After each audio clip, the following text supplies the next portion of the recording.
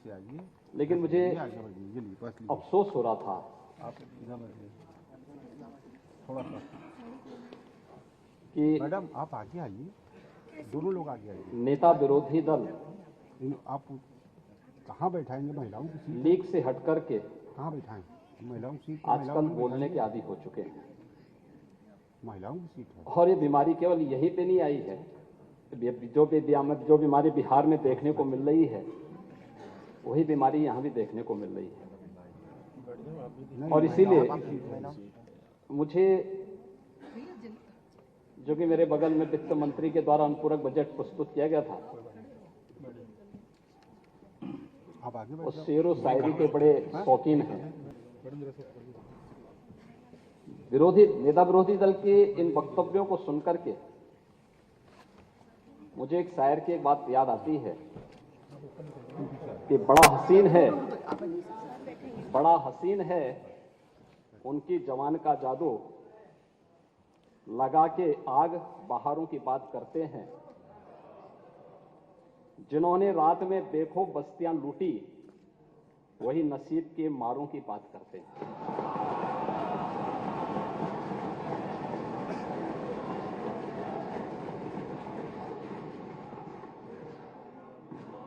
गलत तो नहीं बोला ना?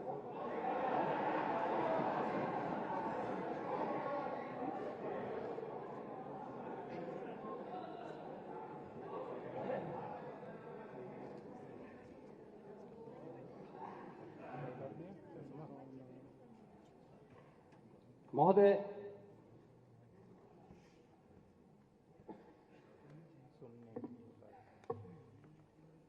वैसे ये अच्छी शुरुआत है दो प्रकार से कि उत्तर प्रदेश विधानमंडल में, विधानसभा में, विधान परिषद में पिछले 6-7 वर्षों में चर्चा पर चर्चा का एक माहौल बना है। और पिछले 22 के बाद से तो इसमें और भी अच्छी एक सकारात्मक पहल हुई है। और उसमें भी विरोधी पक्ष के लोग खूब तैयारी करके आना चाहते हैं। ईश्वर इनको इसी प्रकार से प्रगति करे और हमेशा विपक्ष में बैठे रहें, ये हम प्रार्थना करते हैं। आज यहां पे जो चीजें चल रही थी अनुपूरक बजट के बारे में, मुझे आश्चर्य हो रहा था कि नेता विरोधी दल तो प्रदेश में 2012 से 2017 के बीच में मुख्यमंत्री के पद पर भी प्रदेश को अपनी सेवाएं दे चुके हैं, कई बार संसद में भी रहे हैं। और सप्लीमेंट्री डिमांड्स के बारे में थोड़ा जानकारी और अच्छी ले लेते तो संभवतः उससे ज्ञानवर्धन होता, अन्य अपने समाजवादी सहयोगियों को भी वह अच्छी तरह बता सकते थे। खैर, 4 बार प्रदेश में समाजवादी पार्टी की सरकार थी। अलग अलग समय में उन्होंने यहां पे प्रदेश में कार्य किया, लेकिन 2017 के बाद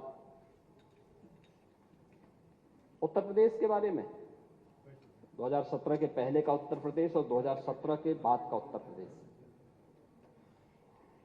2017 के पहले का उत्तर प्रदेश अपनी अराजकता, गुंडागिर्दी, भ्रष्टाचार, अव्यवस्था और यहां के युवाओं के लिए पहचान का संकट वाला उत्तर प्रदेश बन गया था।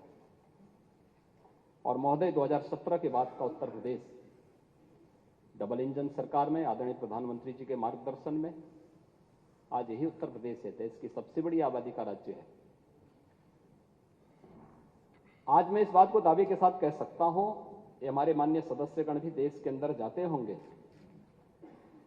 एक सामान्य नागरिक के रूप में, एक जनप्रतिनिधि के रूप में आज उत्तर प्रदेश के बारे में लोगों की धारणाएं बदली हैं और उत्तर प्रदेश को आज लोग सम्मान की दृश्य देखते हैं। ये बदले हुए प्रदेश का, ये नए उत्तर प्रदेश का, ये नए भारत का वह नया उत्तर प्रदेश है जिसके बारे में आज लोग एक नई धारणा बनाते हैं। उनका दृष्टिकोण बदला है, जैसे दुनिया का दृष्टिकोण भारत के प्रति बदला है, ऐसे ही देश और दुनिया की धारणा उत्तर प्रदेश के बारे में भी बदली है और हर व्यक्ति बहुत सम्मानजनक ढंग से देखता है। ये परसेप्शन ही उत्तर प्रदेश की सबसे बड़ी पहचान है।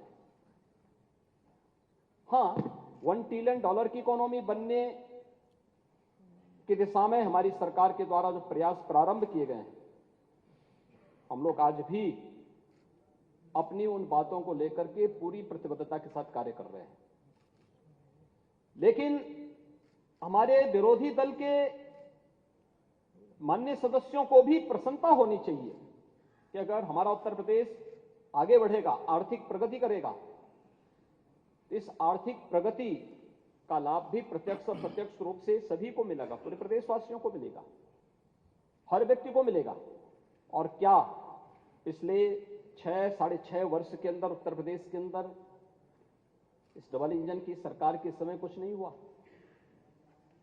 महोदय, 2016-17 में उत्तर प्रदेश की जो जीएसडीपी थी वह लगभग 13 लाख करोड़ के आसपास थी और आज 23-24 में यह लगभग 24.5 लाख करोड़ की पहुंच रही है, यानी हम लगभग दोगुने की ओर बढ़ चुके हैं। ऐसे ही पर कैपिटा इनकम भी उत्तर प्रदेश की यह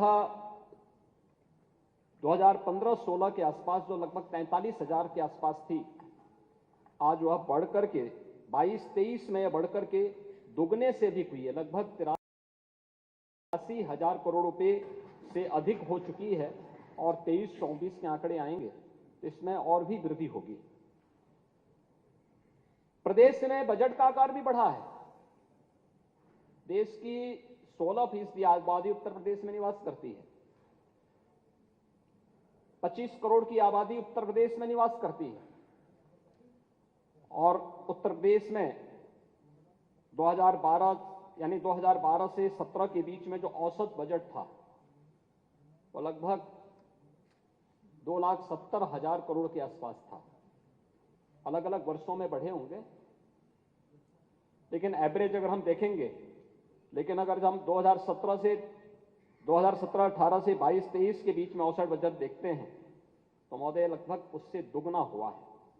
ये 5,23,000 करोड़ रुपए के आसपास हुआ है और आज के दिन पर अगर हम इस वर्ष के 23-24 के बजट को देखेंगे तो मूल जो हमारा बजट था 6,90,000 करोड़ रुपए का, 28,000 करोड़ रुपए का अनुपूरक बजट देखेंगे तो यह लगभग 7,19,000 करोड़ रुपए का अनुपूरक बजट के साथ अब तक का सबसे बड़ा बजट ये सरकार लेकर के आई है और इस बजट के साथ हम प्रदेश के सर्वांगीण विकास को लेकर के आगे बढ़ रहे हैं। महोदय, प्रदेश के अंदर अगर हम देखेंगे तो सरकार अपनी जो बजट लेके आती है इस बात को ध्यान में रखती है, सभी चीजों को लेके आती है कि हमारे पास उतने सोर्स ऑफ इनकम हमारे पास है या नहीं है। रेवेन्यू स्टेट के पास आएगा कहां से आना है और कहां उसको व्यय होना है। आय और व्यय में संतुलन की स्थिति को भी रखना, प्रदेश सरकार को इन सभी चीजों को ध्यान में रखना होता है और उन्हीं सब बातों को ध्यान में रख करके अगर हम कार्य करते हैं तो उसके परिणाम भी हम सबके सामने आते हैं। हम देखेंगे कि प्रदेश ने जो प्रदेश का राजकोषीय प्रबंधन है वह बेहतरीन तरीके से आज आगे बढ़ता हुआ दिखाई दे रहा है और उत्तर प्रदेश जैसा राज्य रेवेन्यू सरप्लस स्टेट के रूप में जाना जाए, आज के दिन पे संभव हुआ है और प्रदेश के अंदर इन सभी कार्यों को हम बहुत तेजी के साथ आगे बढ़ाने का कार्य भी कर रहे हैं। प्रदेश के अंदर अगर हम यहां पर विभिन्न कार्यों से देखेंगे, विभिन्न उनके साथ देखेंगे, जो हमने रेवेन्यू प्रदेश के अंदर अलग अलग उसमें प्रदेश के अंदर रेवेन्यू का जो राजस्व सरप्लस स्टेट के रूप में आज प्रदेश आया है, तो प्रदेश के अंदर अगर 16-17 में को राज्य कर का जो राजस्व था वो 86,000 करोड़ रुपए था। आज यही बढ़कर के 23-24 में राज्य कर का जो राजस्व लक्ष्य है हमारा, यह लगभग आज के दिन पर प्रदेश के अंदर यह बढ़कर के हम लोग इसे लगभग 1.5 लाख करोड़ रुपए तक पहुंचाने में सफल हुए हैं।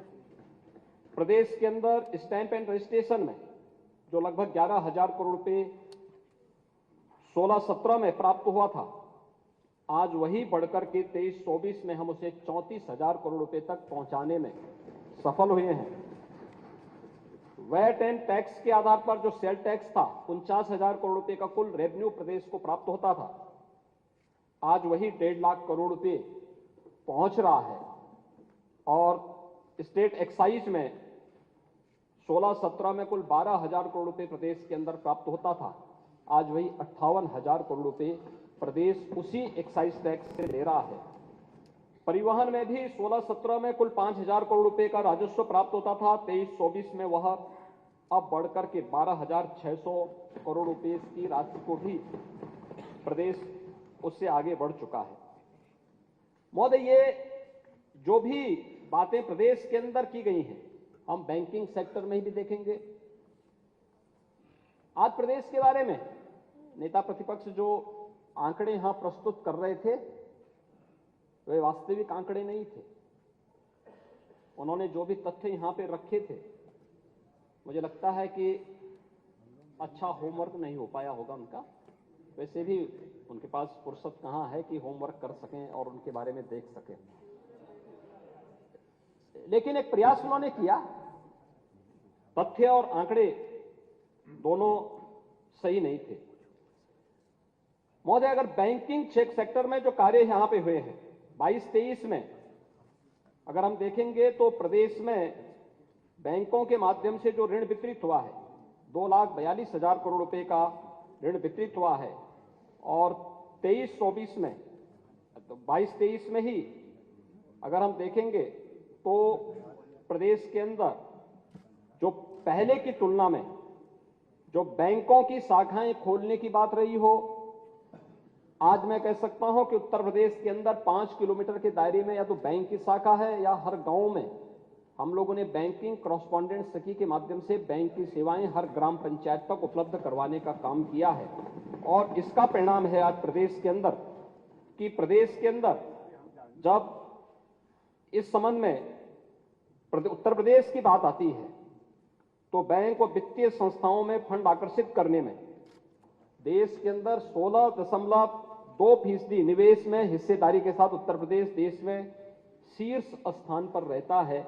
यह डाटा मेरे नहीं है, किसी मैगजीन के नहीं है। जब मैं मैगजीन की बात पे आऊंगा तो अंत में आऊंगा, लेकिन आरबीआई ने जो अपने बुलेटिन जारी किया है अगस्त 23 का, उसमें उत्तर प्रदेश को उन्होंने शीर्ष राज्यों की श्रेणी में रखा है, बॉटम में नहीं। आयकर रिटर्न की बात करते हैं महोदय, जून 14 में 1,65,000 आयकर रिटर्न उत्तर प्रदेश में भरे जाते थे। आज के दिन पर जून 23 में यह बढ़कर के 11,92,000 हुआ है। यह डाटा भी हमारे नहीं है, यह आईटीआर फाइल से जो आंकड़े आए हैं उसके अनुसार है। महोदय, प्रदेश के अंदर मैंने जीएसटी संग्रह के बारे में बताया कि आज हम 1.5 लाख करोड़ रुपए का जीएसटी संग्रह भी प्रदेश के अंदर कर रहे हैं। और साथ साथ मुख्यमंत्री व्यापारी दुर्घटना बीमा के अंतर्गत 1,069 व्यापारियों को आज इस योजना से लाभान्वित भी किया जा चुका है। और देश के अंदर उत्तर प्रदेश सबसे अधिक जीएसटी रजिस्ट्रेशन करने वाले राज्य के रूप में भी आज के दिन पर शीर्ष स्थान पर उत्तर प्रदेश है।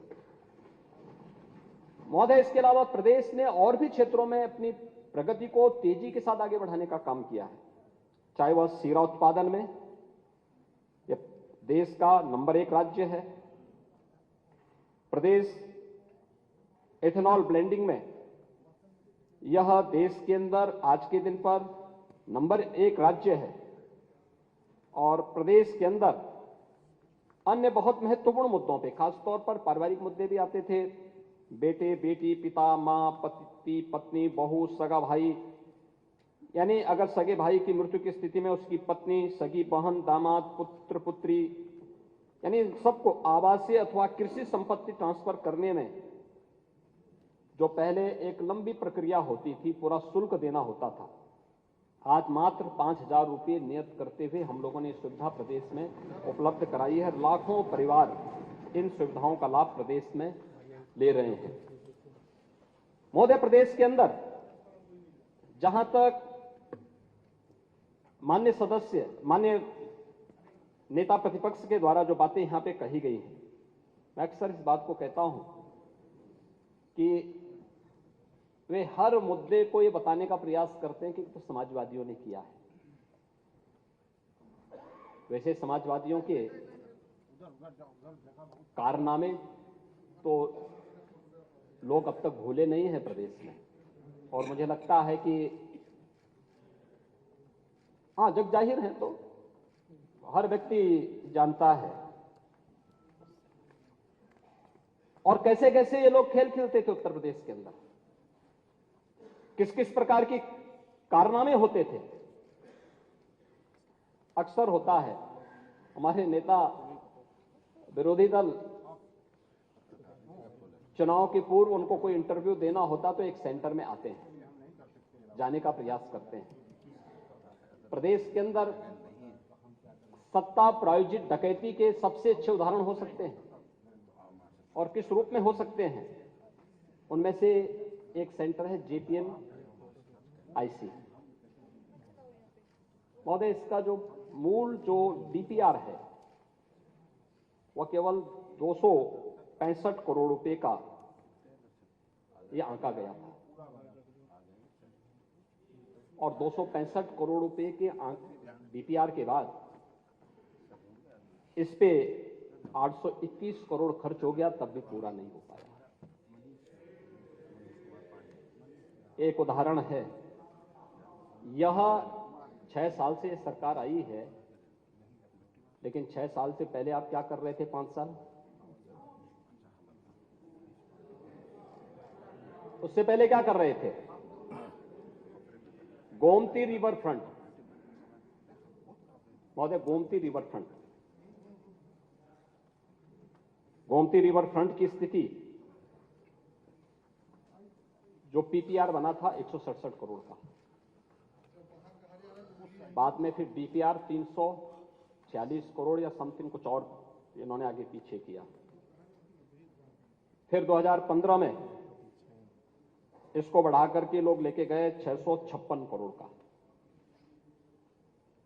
फिर जून 16 में इसी योजना को, इसी डीपीआर की जो रिवाइज एस्टिमेट जो इन्होंने प्रस्तुत किया, कैबिनेट से पास किया, वह 1513 करोड़ का, और महोदय 1437 करोड़ खर्च करने के बाद भी कार्य अधूरा का अधूरा पड़ा रहा। इसमें हमें आश्चर्य होता है अनियमितता किस हद तक की। इसमें पीएससी का गठन किया गया, सीबीआई और ईडी के द्वारा भी इसमें जांच की जा रही है, और जब इसमें हम लोग विभिन्न निष्कर्षों पर पहुंचे तो अनियमितताएं, जैसे डायफ्राम वाल कार्यों को बिना अनुमोदित ड्राइंग कराना, स्लज रिमूवल के में अनियमितता, 141 अनुबंधों में अनुबंधित धनराशि से अधिक का भुगतान किया जाना, विजन डॉक्यूमेंट के कार्य को बिना सक्षम स्तर से स्वीकृति के विस्तार कर भुगतान किया जाना, डायफ्राम वाल के प्लेटफॉर्म के काम को पूर्ण होने के बाद भी अतिरिक्त 4 फर्जी अनुबंध गठित किया जाना, इंटरसेप्टिंग ट्रंक ड्रेन में निर्धारित रीच से अधिक रीच में कार्य कराई जाना भी, ये सभी चीजें इसमें थी। यानी ये किस हद तक कार्य करते थे, कारनामे प्रदेश की जनता भूली नहीं है। और एक और कारनामा है, यद्यपि ये तो लंबी फेहरिस्त है और हर जिले में होगा, यहां पे यद्यपि सब जुडिस मामले को या फिर जुडिशरी से जुड़े हुए मामलों को उठाते नहीं, लेकिन एक ध्यान आकर्षण के लिए बहुत आवश्यक भी है लखनऊ बेंच का जो भवन बना है, महोदय, निर्माण कार्य में पैसा तो प्रदेश की जनता का लगाना है। मैक्सिमम जो स्ट्रेंथ है वह स्ट्रेंथ यहां पे 30 जजेस बैठेंगे, यहां पे जब भी बैठेंगे। वर्तमान में 20 बैठते हैं, लेकिन चेंबर कितने बनाए गए? 76 चेंबर बनाए गए। इसकी जो पीपीआर थी वह भी 346 करोड़ के आसपास की थी, और बाद में बढ़ करके इस पे पहले 771 करोड़ इसको किया गया, फिर 1561 करोड़ इस पर खर्च किए गए, और लाखों रुपया आज भी इस भवन के रख रखाव में खर्च होता है, केवल मेंटेनेंस पे खर्च होता है। अरे भाई साहब इधर से यानी 76 चेंबर बने हैं, जजेस बैठ रहे हैं मात्र 20, बाकी 56 खाली, और उनके मेंटेनेंस के नाम पे प्रदेश का पैसा किस तरीके से खर्च हो रहा है, ये कारनामे किसी और के नहीं, ये विदेश से डिग्री प्राप्त किए हुए हमारे नेता प्रतिपक्ष के ही समय के कारनामे हैं। और इसीलिए ये प्रदेश के बारे में जो इतनी गलत धारणा बनी थी, जो यहां का नौजवान अपनी पहचान को छुपाता था, इन्हीं कारणों से छुपाता था। महोदय, प्रदेश की कानून व्यवस्था के बारे में कह रहे थे, माननीय नेता प्रतिपक्ष कह रहे थे इसके बारे में भी, और कानून व्यवस्था की स्थिति किस रूप में थी, इससे कोई, यानी हर व्यक्ति इस बात को जानता है। खासतौर पर 2016 के सापेक्ष अगर 2022-23 में अगर हम देखेंगे तो आज के दिन पर महोदय एनसीआरबी के जो डाटा है, मैं उसकी बात कर रहा हूं, मैं ये मेरे स्वयं के नहीं है, उत्तर प्रदेश गृह विभाग के भी नहीं है। ये जो डाटा हैं यह एनसीआरबी के हैं, और उसमें खासतौर पर डकैती के मामलों में 80.31% की कमी आई है, लूट में 61.51% की कमी आई है, हत्या में 32.45% की कमी आई है, बलवा में 51.65% की कमी आई है, फिरौती में 43.18% की कमी आई है, और दुष्कर्म के मामलों में भी 21.75% की कमी आई है। महोदय, 17 के पहले उत्तर प्रदेश के बारे में क्या मंजर था? अपराधियों, माफियाओं, दंगाइयों और भूमि में अवैध कब्जों को शासन का प्रश्रय प्राप्त था, और दूसरे तीसरे दिन तो दंगे होते थे, अराजकता की स्थिति थी, अव्यवस्था थी, और 2017 के बाद ये जीरो टॉलरेंस की सरकार है, जो हर हाल में कानून का राज स्थापित करके हर व्यक्ति को सुरक्षा की गारंटी दे रही है। उसका परिणाम यह हम सबके सामने आए हैं। और महोदय, आज एनसीआरबी की जो रिपोर्ट है उत्तर प्रदेश के बारे में लिखती है कि प्रदेश के अंदर महिला संबंधी अपराधियों में संलिप्त अपराधियों को सजा दिलाने में उत्तर प्रदेश देश में नंबर 1 का राज्य है, जो अपने यहां सबसे अधिक अपराधियों को सजा दिलाता है। महोदय, इस दौरान 63,000 से अधिक अपराधियों को गैंगस्टर अधिनियम के अंतर्गत, 836 अपराधियों के विरुद्ध एनएसए में कार्रवाई की गई, और साथ साथ गैंगस्टर अधिनियम के अंतर्गत 9,163 करोड़ की चल और चल संपत्ति का जब्तीकरण का कार्य भी हुआ है। माफिया और अपराधियों के द्वारा जो अवैध संपत्ति अर्जित की गई है, उनमें 2827 करोड़ रुपए के अधिक की संपत्ति को भी सरकार ने अपने कब्जे में लिया है। प्रदेश के अंदर 66 माफिया और उनके गैंग्स के जो सदस्य हैं, कुल 1044 के विरुद्ध 590 अभियोग पंजीकृत भी किए गए, और 506 की गिरफ्तारी भी की गई। इसमें उनके खिलाफ बहुत अन्य तमाम कार्रवाई भी की गई, और बाकी तो हर व्यक्ति जानता ही है उत्तर प्रदेश में तो बाकी अपराधी और माफियाओं के खिलाफ कैसे कार्रवाई होनी है, इसके बारे में बताने की आवश्यकता ही नहीं है। महोदय, 2017 के बाद महिला और बाल सुरक्षा संगठन प्रभावी ढंग से कार्य करना प्रारंभ किया है। प्रत्येक जनपद में महिला थाना के अतिरिक्त एक अन्य थाने में महिला थानाध्यक्ष को नियुक्ति दी गई है। महिला और बाल संबंधी अपराध, इसके बारे में मैंने पहले ही आपको बताया, यहां पे बताया है।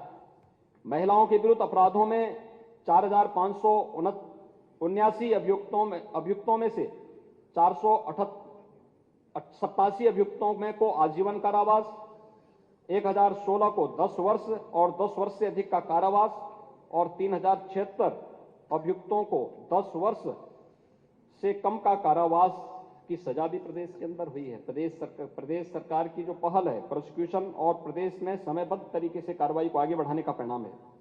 पास्को अधिनियम के अंतर्गत भी 7,276 अपराधियों को सजा या महिला संबंधी अपराधों में जो कार्रवाई हुई है, ई प्रोसिक्यूशन में पूरे देश में उत्तर प्रदेश आज नंबर 1 पर है। प्रदेश में 3 महिला पीएसी बटालियन के गठन की कार्रवाई भी प्रदेश सरकार ने तेजी के साथ आगे बढ़ाया है। तो प्रदेश के अंदर 69 महिला पुलिस चौकी और परामर्श केंद्र और उनको थाने का दर्जा देने की कार्रवाई को भी प्रदेश के अंदर आगे बढ़ाया है। महोदय, तो आज के दिन पे जो हमारे पास जो सबसे बड़ी चैलेंज हमारे सामने है वह है साइबर क्राइम की भी, और हर एक जनपद में प्रतिदिन इससे संबंधित दर्जनों मामले सामने आते हैं। 2017 के पहले इसकी कोई पॉलिसी नहीं थी, न सरकार का कोई विजन ही था। 2017 के बाद सरकार ने आज इस कार्रवाई को पहले चरण में रेंज स्तर पर यानी कमिश्नरी स्तर पर हम लोगों ने साइबर थाने का गठन किया, और आज हर जनपद स्तर पर एक साइबर थाने के गठन की कार्रवाई को भी हम लोगों ने आगे बढ़ा दिया है, और बहुत शीघ्र उसके लिए धनराशि भी जारी की जा रही है, जिससे थाने का गठन करने के साथ साथ वहां पे हर एक जगह मैन पावर की आपूर्ति भी हो सके। इन कार्रवाई को भी हम लोगों ने आगे बढ़ाने का कार्य प्रदेश के अंदर प्रारंभ किया है। 1531 थानों में महिला संबंधी सुरक्षा के लिए साइबर हेल्प, यहाँ पे साइबर थानों से संबंधित साइबर हेल्प डेस्क की स्थापना की जा चुकी है, हेल्पलाइन भी जारी की जा चुकी है, और प्रदेश के अंदर साइबर क्राइम मुख्यालय लखनऊ में एडवांस साइबर फॉरेंसिक लैब 18 जो हमारे रेंज हैं, इन 18 रेंज में भी बेसिक साइबर फॉरेंसिक लैब तथा 57 जनपदों में साइबर जो क्राइम थाने हैं, इनकी भी स्थापना की कार्रवाई को हम लोगों ने प्रदेश के अंदर अब तक गठन की प्रक्रिया को आगे किया है। और पहली बार Uttar Pradesh forensic science institute के गठन की कार्रवाई को भी आगे बढ़ा करके मुझे बताते हुए प्रसन्नता है कि वर्तमान सत्र में हम लोगों ने उसमें प्रवेश की प्रक्रिया को भी आगे बढ़ाया है, और बीएससी और एमएससी तथा डिप्लोमा के कुछ पाठ्यक्रम भी हम उसमें बीटेक, एमटेक और एलएलएम के इंटीग्रेटेड कोर्सेज को भी हम उसमें संचालित करने की कार्रवाई को तेजी के साथ आगे बढ़ा चुके हैं। महोदय, प्रदेश के अंदर 2017 के पहले भर्ती की जो बात थी, और सदन में नेता कांग्रेस ने भी अपने भाषण के दौरान चर्चा की थी कि आखिर हमने कितनी नौकरियां दी हैं। महोदय, अगर अकेले पुलिस की ही मैं बात करूं तो पुलिस के भर्ती में अब तक 1,64,000 पुलिस कार्मिकों की भर्ती 2017 में सरकार आने के बाद से हम लोगों ने की है, और पारदर्शी तरीके से ये भर्ती की प्रक्रिया अब तक संपन्न हुई है। केवल पुलिस की मैंने अभी बात की है, लेकिन 17 के पहले क्या स्थिति थी? भर्ती भी एक घोटाला हुआ करता था, वहां घोटाला हुआ करता था। आप रिजर्वेशन की बात कर रहे हैं, वहां पे तो चाचा, भतीजा, भाई ये सब संलिप्त हो जाते थे, और किसी गरीब को, किसी कमजोर को, किसी दलित को, किसी पिछड़े को उसके हक को जबरदस्ती डकैती डालने का काम 2017 के पहले होता था, और इसीलिए माननीय न्यायालय को इसे बार बार स्टे देना होता था। 2017 के पहले भर्ती की प्रक्रिया प्रदेश में पूरी तरह बाधित थी। प्रदेश में भर्ती की प्रक्रिया 2017 के बाद हुई, और 2017 के बाद पूरी तरह पारदर्शी पुलिस की भर्ती प्रक्रिया को संपन्न करते हुए उन सभी प्रक्रियाओं को हमने पूरा किया है। 5,381 हम लोगों ने नए पदों की मंजूरी, जिसमें 86 राजपत्रित और 5295 और राजपत्रित श्रेणी के पद हैं। इस दौरान प्रदेश में 114 नए थाने, 163 नई चौकियां, 6 महिला थाना, 4 आर्थिक अपराध के थाने और बाकी प्रदेश में जो हम पहले बताए थे साइबर थाने हर जनपद में बनाए गए हैं। 40 एंटी ह्यूमन ट्रैफिकिंग यूनिट थानों को भी गठन की प्रक्रिया को आगे बढ़ाया गया है। प्रदेश के अंदर इस दौरान अन्य इस क्षेत्र में जो भी रिफॉर्म होने थे, केवल भर्ती ही नहीं होनी थी, उनकी ट्रेनिंग के लिए उस प्रकार की ट्रेनिंग क्षमता बढ़ाना। आज प्रदेश में जब हम लोग 2017 में आए थे, प्रदेश की ट्रेनिंग की क्षमता मात्र 6000 थी और आज हम कोई भी भर्ती करेंगे तो 30,000 रिक्रूट को एक साथ ट्रेनिंग की देने की क्षमता उत्तर प्रदेश के पास है। यानी हमने इसको 5 गुना बढ़ाने में सफलता प्राप्त की, क्योंकि पहले की सरकारों की सोच संकीर्ण थी। उस संकीर्ण सोच से वे कभी उभर नहीं पाए थे और परिणाम हम सबके सामने है कि उसी संकीर्ण दायरे में कैद होकर के उत्तर प्रदेश के नौजवानों के सामने, उत्तर प्रदेश के नागरिकों के सामने पहचान का एक संकट पिछली सरकारों ने रखा किया था। आज उससे उभार करके इस प्रदेश को नए भारत के नए प्रदेश के रूप में और नए भारत की सबसे अच्छी अर्थव्यवस्था के रूप में स्थापित होते हुए उत्तर प्रदेश को आज देश के अंदर जाना जा रहा है। महोदय, औद्योगिक निवेश की जब हम बात करते हैं, इसमें भी हमारे नेता विरोधी दल को बुरा लग जाएगा, ये कहेंगे कि वो तो ग्लोबल इन्वेस्टर समिट तो मैं भी करना चाहता था लेकिन कर नहीं पाया, क्योंकि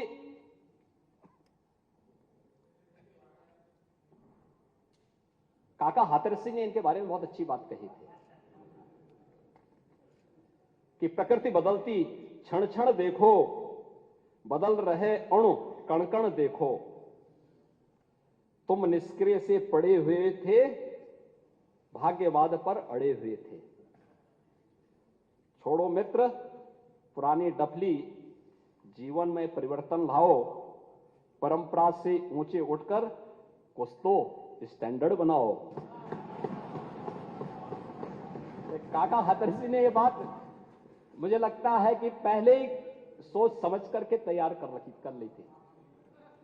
और महोदय, इसीलिए हम लोग इस बात को मान के चलते हैं कि अगर दृष्टि लक्ष्य पर हो और कदम राह पर हो तो ऐसी कोई राह नहीं जो लक्ष्य तक न जाती हो।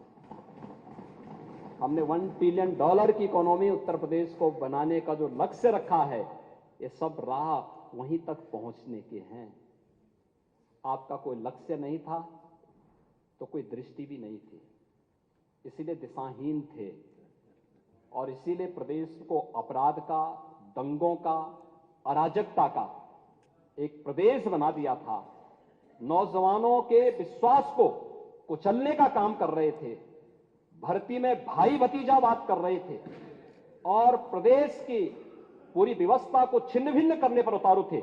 लेकिन आज प्रदेश का यह दृष्टिकोण बदला है और प्रदेश आज उससे उभर करके एक नए प्रदेश के रूप में अपनी पहचान बना रहा है। महोदय, आज प्रदेश का औद्योगिक वातावरण किसी से छुपा हुआ नहीं है। मुझे प्रसन्नता है ये बताते हुए, इन्वेस्टर समिट कैसे होना चाहिए। उत्तर प्रदेश में पहली बार फरवरी 2018 में यूपी इन्वेस्टर समिट का आयोजन हुआ था। आदरणीय प्रधानमंत्री जी के कर कमलों से उसका उद्घाटन भी हुआ था। एक माहौल बना, लोगों में एक विश्वास था। और अध्यक्ष जी, उस समय तो औद्योगिक विकास के मंत्री आप ही थे और उस समय औद्योगिक विकास के मंत्री के रूप में आप भी इस बात को जानते थे कि जब हम लोग रोड शो में गए थे, देश और दुनिया का हर उद्यमी एक बात कहता था कि हम उत्तर प्रदेश न जाने का संकल्प लिए हैं, लेकिन जो आप उत्तर प्रदेश के बारे में सुन रहे हैं उससे थोड़ा एक विश्वास होता है, आने की इच्छा होती है, लेकिन थोड़ा वेट करके आएंगे। हम लोग भी उस समय प्रयास कर रहे थे और मुझे याद है जब आप पहले इन्वेस्टर समिट के बारे में आए थे कहने के लिए, तो उस समय हम लोगों ने इसी बारे में कहा था कि नहीं, हमें बड़े लक्ष्य लेकर के चलने चाहिए, बड़ा लक्ष्य लेकर के चलना चाहिए।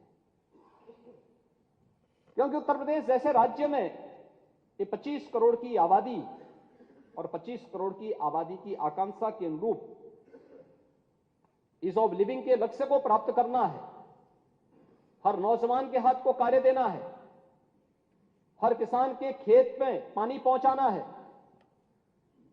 उसकी फसल का अच्छा दाम उसे प्राप्त हो और केवल उत्पादन तक सीमित न रहे बल्कि उसको हम मार्केट लिंक कर सके।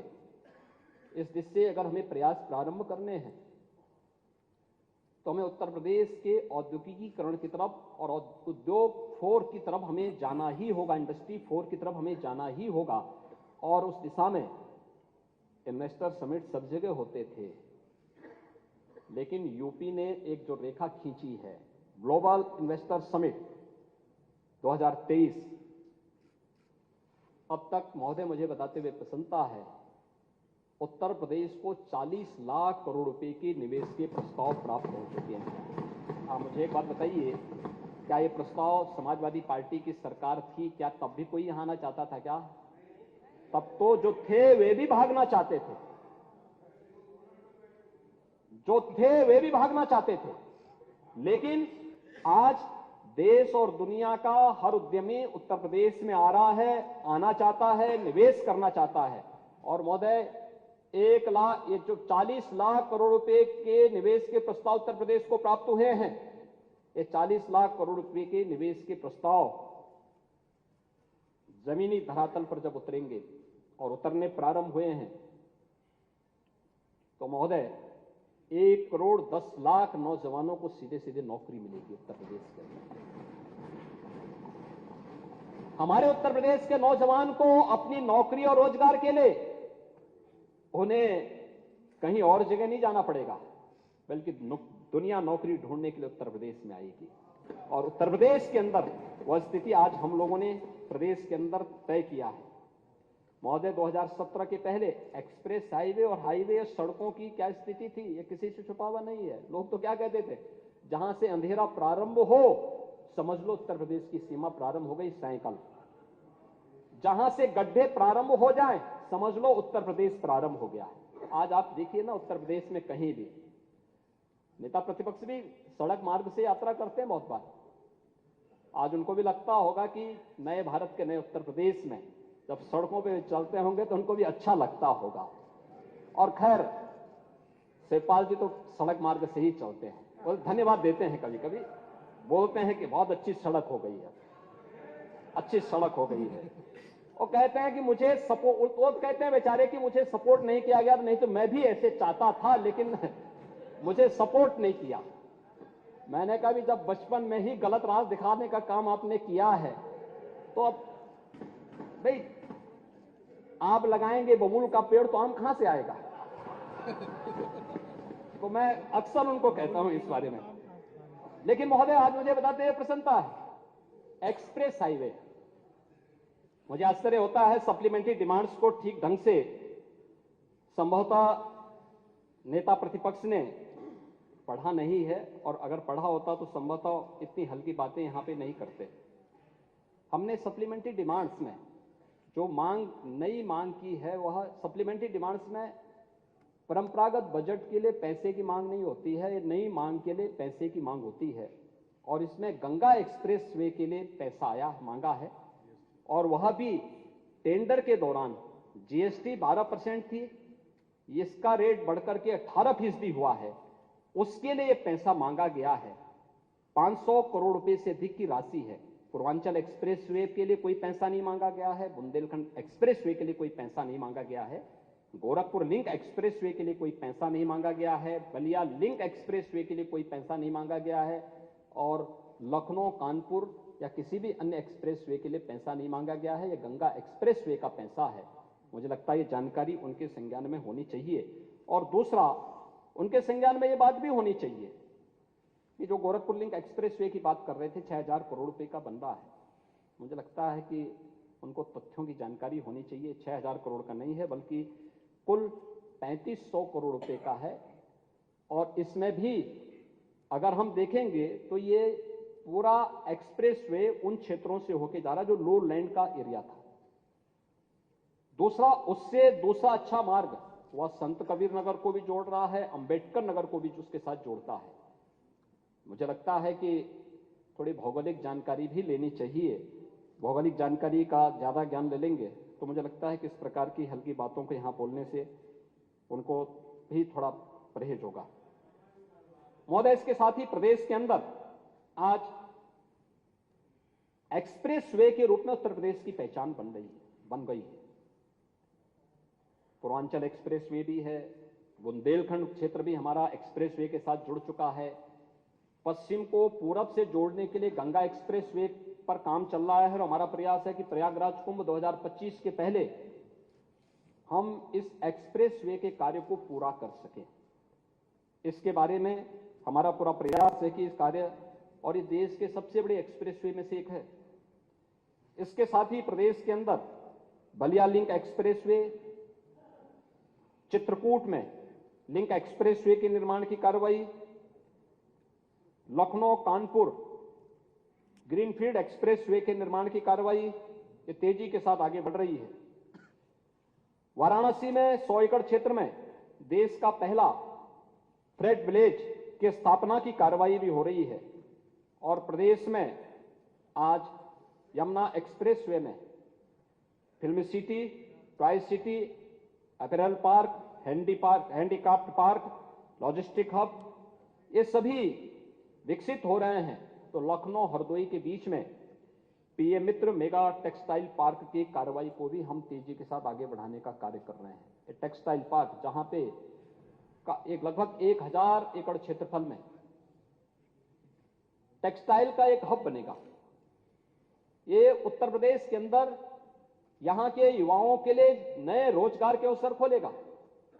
उत्तर प्रदेश को टेक्सटाइल के एक नए हब के रूप में स्थापित करने के लिए कार्य होगा। और महोदय, इसके साथ ही उत्तर प्रदेश सरकार ने अपने मूल बजट में जो प्रावधान किया था उस पर कभी नेता प्रतिपक्ष, क्योंकि उनका विषय भी नहीं हुआ, उनकी रुचि का विषय भी नहीं, लेकिन जो हम लोग मध्यांचल और बुंदेलखंड की दृष्टि डेवलपमेंट का एक बहुत बड़ा क्षेत्र नया स्थापित करना चाहते हैं। नोएडा, ग्रेटर नोएडा को स्थापित होने में 46-47 वर्ष लगे। कुल 33,000 एकड़ लैंड में वह स्थापित हो पाया। आज महोदय, बीडा, झांसी, बुंदेलखंड औद्योगिक क्षेत्र के निर्माण की कार्रवाई को सरकार ने आगे बढ़ाया है और ये पहले ही चरण में 35,000 एकड़ क्षेत्रफल में बसने जा रहा है। यहां पे हम एक एयरपोर्ट भी देने जा रहे हैं, 4 लेन की कनेक्टिविटी भी देने जा रहे हैं। ये आज उत्तर प्रदेश की पहचान बन रही है और ये मुझे लगता है कि उत्तर प्रदेश के नए औद्योगिकीकरण की तरफ प्रदेश को यह एक नई पहचान देता है। महोदय, आज प्रदेश में इंटरनेशनल ट्रेड शो हो रहे हैं। अभी सितंबर माह में ग्रेटर नोएडा में इंटरनेशनल ट्रेड शो का आयोजन हुआ था। एमएसएमई प्रदेश की जो पहचान थी, प्रदेश जिस क्षेत्र में तेजी के साथ आगे बढ़ सकता है, जो प्रदेश की पोटेंशियल थी, आज उस ट्रेड शो का आयोजन होता है। 70,000 बायर्स उस पूरे कार्यक्रम में भागीदार बने थे। 4 लाख लोगों ने उस पूरे कार्यक्रम में सहभागिता सुनिश्चित की थी। आज ये उत्तर प्रदेश को एक नई पहचान दिला रहा है। प्रदेश में एमएसएमई की हमारी नई पॉलिसी आ चुकी है और विश्वकर्मा श्रम सम्मान जैसी योजनाओं को आज राष्ट्रीय स्तर पर सम्मान मिल रहा है। महोदय, आज प्रदेश में उत्तर प्रदेश पहला राज्य है जिसने अपने एमएसएमई यूनिट में स्थापित करने वाले जो हमारे उद्यमी हैं, कामगार हैं, उन सबको एक दुर्घटना बीमा योजना से 5 लाख रुपए की दुर्घटना बीमा योजना भी उनको उपलब्ध कराई है। देश के अंदर 96 लाख एमएसएमई यूनिट हमारे पास हैं, उनके पास सुरक्षा की कोई गारंटी नहीं थी।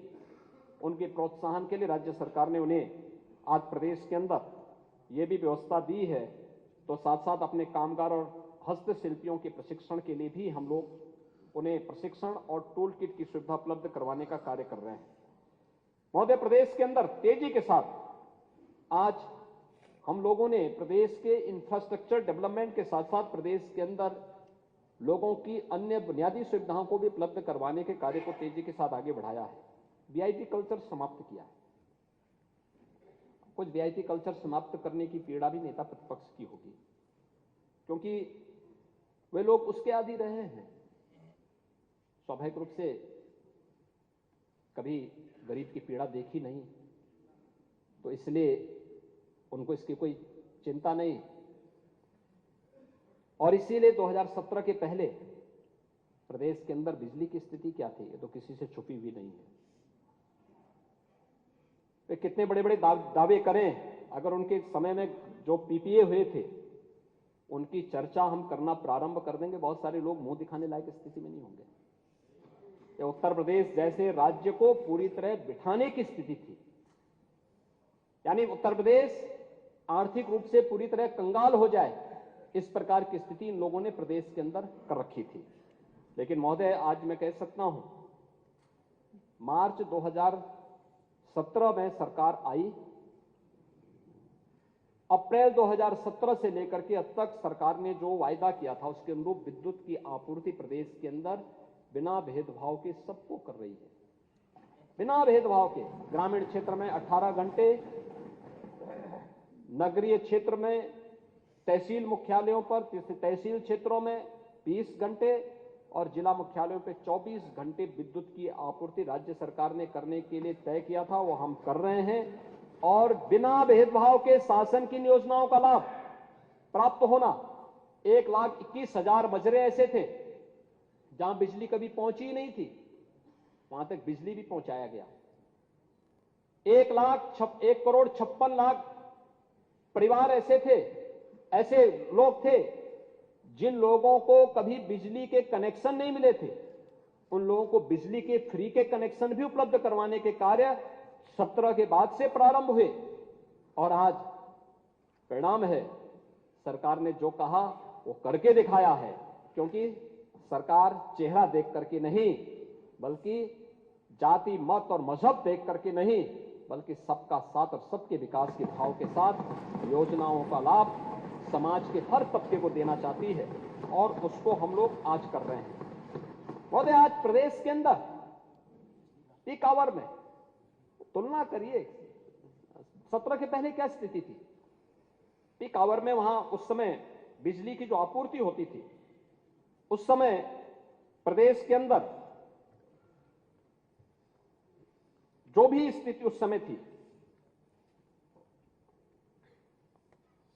बामुश्किल यह 16-17 हजार मेगावाट तक जाती थी। आज महोदय पीक आवर में उत्तर प्रदेश के अंदर जो पावर सप्लाई हो रही है वह 30,462 मेगावाट की हो रही है।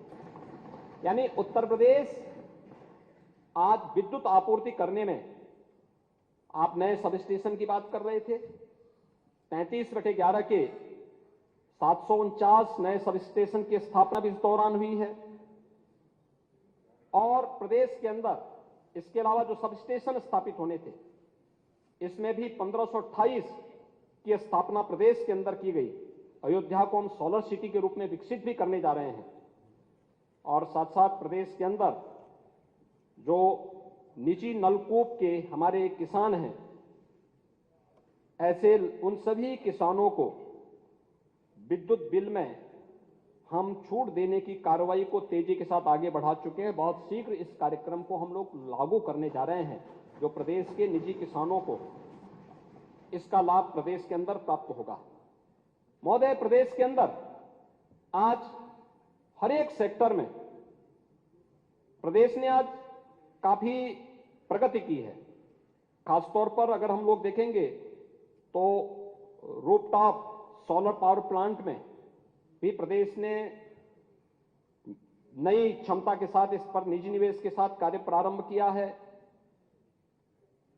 और भी अन्य क्षेत्रों में प्रदेश ने आईटी एंड इलेक्ट्रॉनिक्स सेक्टर में भी अगर हम देखेंगे तो ग्रेटर नोएडा में पहला हाइपर स्केल डाटा सेंटर की स्थापना का कार्य संपन्न हो चुका है।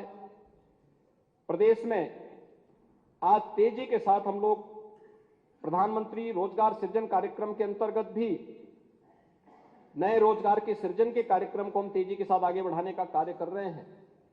देश का पहला इनलैंड वाटरवे वाराणसी से हल्दिया के बीच में प्रारंभ हो चुका है और मुझे हाउस को बताते हुए प्रसन्नता है कि Uttar Pradesh inland waterway authority के गठन करने वाला देश के कुछ चुनिंदे राज्यों में से है, जहां पर हम अपनी नदियों का उपयोग वाटरवे के रूप में करते हुए प्रदेश के अंदर प्रदेश को हम लोग एक्सपोर्ट के एक हब के रूप में स्थापित करने में और यहाँ के किसानों के प्रोडक्ट को, यहाँ के उद्यमियों के प्रोडक्ट को भी हम आसानी से पूर्वी बंदरगाह तक पहुंचाने में मदद कर पाएंगे।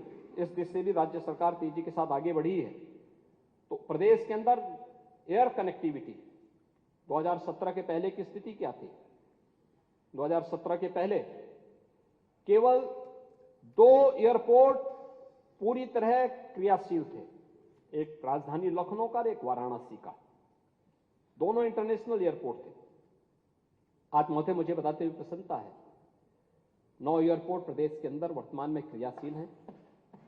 12 एयरपोर्ट पे हम कार्य कर रहे हैं। कुशीनगर एक नए इंटरनेशनल एयरपोर्ट के रूप में काम करना प्रारंभ कर दिया है। अयोध्या में एयरपोर्ट बनकर के तैयार है। कल केंद्रीय नागरिक उड्डयन मंत्री के साथ में मेरा विजिट स्वयं अयोध्या में इस एयरपोर्ट के इंस्पेक्शन का है। फाइनल इंस्पेक्शन करने के बाद फिर वहां पे वायु सेवा हम अयोध्या के लिए प्रारंभ करने जा रहे हैं। जेवर में भी इंटरनेशनल एयरपोर्ट तेजी के साथ बन रहा है और हमारा प्रयास है कि फरवरी 2024 में पहला रनवे हम वहां पर उड़ान के लिए तैयार कर सकेंगे। यह प्रदेश के अंदर नए भारत के नए उत्तर प्रदेश में हम सब देख सकते हैं। महोदय, प्रदेश ने आज जो लक्ष्य प्राप्त किए हैं वो किसी से छुपे हुए नहीं हैं।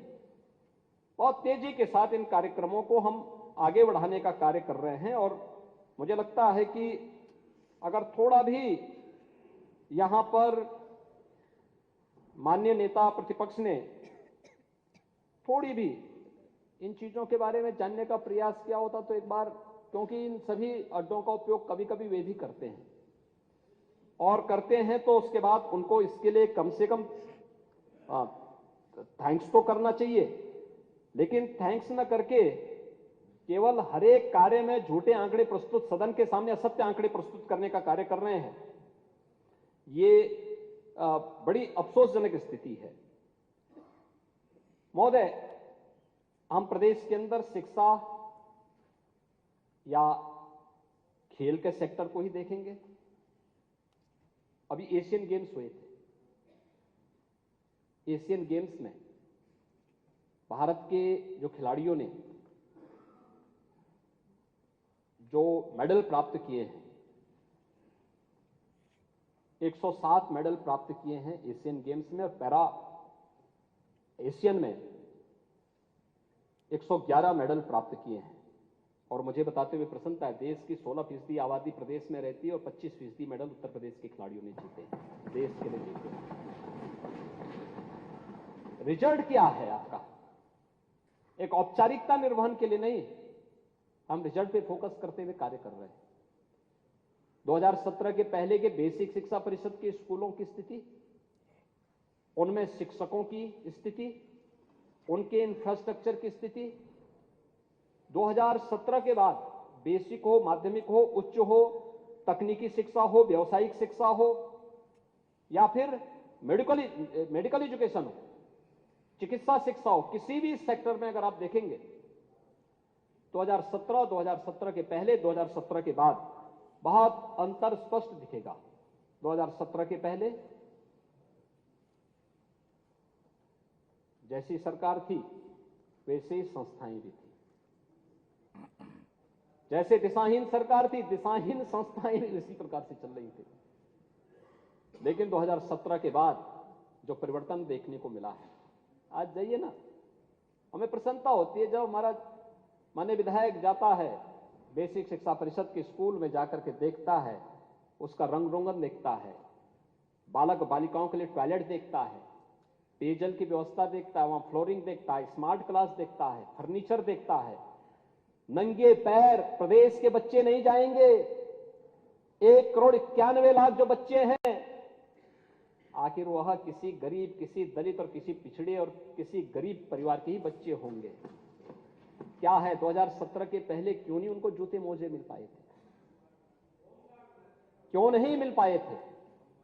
क्यों नहीं तब अच्छी यूनिफॉर्म मिल पाई थी?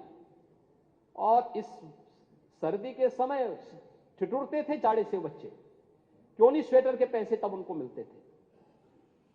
लेकिन ये सब कभी भी उनके प्रति संवेदनशील नहीं थे। ये तो मुद्दा है इनका। जब सारे हथियार फेल हो जाते हैं तो एक ही ब्रह्मास्त्र होता है इनके पास, जाति। एक ही ब्रह्मास्त्र होता है, जाति, जाति। और जब जाति की बात आती है तो उसके बाद वह आकर के घूम फिर करके परिवार पे आ जाता है। फिर परिवार से उभर नहीं पाएंगे। लेकिन महोदय, ये कभी भी उसके बारे में तब नहीं सोचे थे। नकल विहीन परीक्षा हो, इसके लिए अच्छे शिक्षक तैनात हो, ये उनकी चिंता का विषय नहीं था। जो हमारी कमिश्नरी है, कमिश्नरी स्तर पर विश्वविद्यालयों की स्थापना हो, इनका एक मंत्री विश्वविद्यालय स्थापित कर रहा था, उनके लिए इन्होंने मानक तय किए 10 एकड़, और वहीं पे एक और सज्जन विश्वविद्यालय स्थापित करते थे, उनको कहा नहीं 100 एकड़ भूमि लाओ तब तुम्हें हम विश्वविद्यालय की मान्यता देंगे। ये कौन से मानक है दीजिए? ये सरकार चल रही है, जबरदस्ती वाली सौदेबाजी कर रहे हैं आप।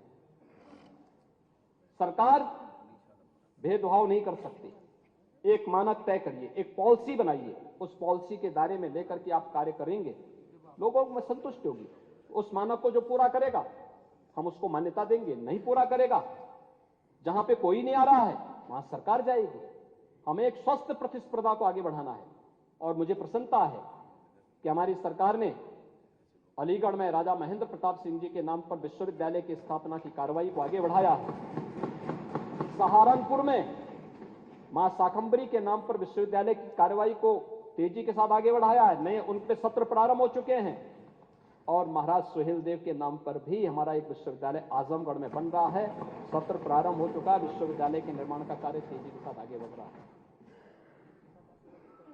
23-24 के बजट में भी 3-4 नए विश्वविद्यालय की स्थापना की कार्रवाई को हमने आगे बढ़ाया है। चारों विश्वविद्यालय, एक मां विंध्यवासिनी के धाम में मिर्जापुर में, एक मां पाटेश्वरी के नाम पे बलरामपुर में, और एक मुरादाबाद में। ये तीनों अनसैचुरेटेड कमिश्नरी थी, लेकिन कृषि बाहुल्य क्षेत्र और गन्ना की दृष्टि से, अन्य कृषि उत्पादन की दृष्टि से भी अगर हम देखेंगे तो कुशीनगर में भगवान बुद्ध के नाम पर भी एक नए कृषि विश्वविद्यालय की स्थापना के कार्यक्रम को सरकार ने आगे बढ़ाया। ये सरकार के विजन का और सरकार के कार्यक्रमों को आगे बढ़ाता है। आखिर स्पोर्ट्स यूनिवर्सिटी पहले भी तो बननी चाहिए थी प्रदेश में। मेजर ध्यानचंद के नाम पे मेरठ में आज स्पोर्ट्स यूनिवर्सिटी का भी निर्माण हो रहा है। प्रदेश में फार्मा पार्क की स्थापना हो, ललितपुर में हम कार्रवाई कर रहे हैं। मेडिकल डिवाइस पार्क हो, यमुना अथॉरिटी में इसका भी निर्माण का कार्य युद्ध स्तर पर आगे बढ़ रहा है। मुझे लगता है कि थोड़ा नेता विरोधी दल को इन सब में रुचि कम होती है, क्योंकि समय नहीं निकल पाता है। महोदय, मैं अपील करूंगा आप सबसे और सभी माननीय सदस्यों से, राज्य सरकार और श्रम विभाग के बीओसी बोर्ड ने आदरणीय प्रधानमंत्री जी के मार्गदर्शन में हम लोगों ने श्रमिकों के बच्चों के लिए बड़ी बड़ी डीगे हाँक रहे थे। हमारे नेता प्रतिपक्ष बड़ी बड़ी बातें कर रहे थे। ऐसे लगता था इनकी बातों से जैसे कि, यानी उन्होंने केवल एक बात नहीं की कि चंद्रयान का भी वो गठन सिफाई में हुआ था, ये बोलना भूल गए। बाकी तो मुझे लगता है सब कुछ वो बोल ही चुके थे।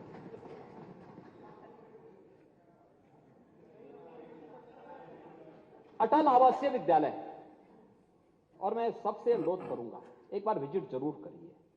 आदरणीय प्रधानमंत्री जी ने वाराणसी में उन बच्चों के साथ संवाद किया था, अच्छा होगा आप भी जाइए।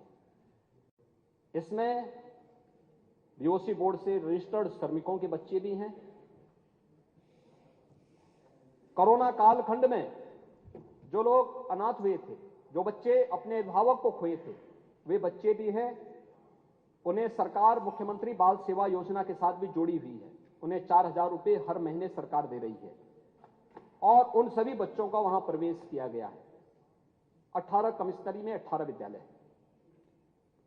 और ये 18 के बाद आज हम लोग हर जनपद में उसी तर्ज पर अन्य बच्चों के लिए भी उस प्रकार के स्कूल खोलना चाहते हैं जो संचालित होंगे, और फिर हम इसको धीरे धीरे करके प्रदेश के अंदर क्वालिटी ऑफ एजुकेशन के लक्ष्य की तरफ अगर हमें आगे बढ़ना है।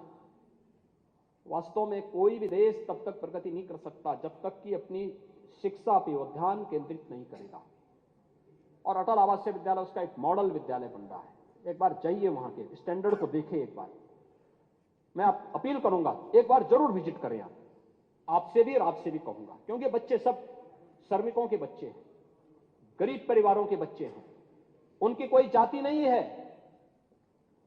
उन्हें जाति और मजहब में मत बांटो, वे प्रदेश की अमानत हैं। और उन बच्चों को लेकर के अगर आप एक बार थोड़ी भी वहां ध्यान देंगे, मुझे लगता है कि प्रदेश के अंदर इसको आगे बढ़ाने मत, क्योंकि इस वर्ष अभी इसी वित्तीय वर्ष में हम लोग 57 जनपदों के लिए धनराशि जारी करने जा रहे हैं कि 18 जनपदों के बाद जो शेष जनपद हैं उनमें भी हम इस कार्यक्रम को आगे बढ़ा सकेंगे। और ये अटल आवासीय विद्यालय जिसमें 57 जनपदों में हम मुख्यमंत्री कंपोजिट विद्यालयों की स्थापना के कार्यक्रम को भी आगे बढ़ा रहे हैं, और प्रदेश के अंदर लगभग हर विकास खंड आच्छादित होने जा रहा है पीएम श्री विद्यालय के रूप में।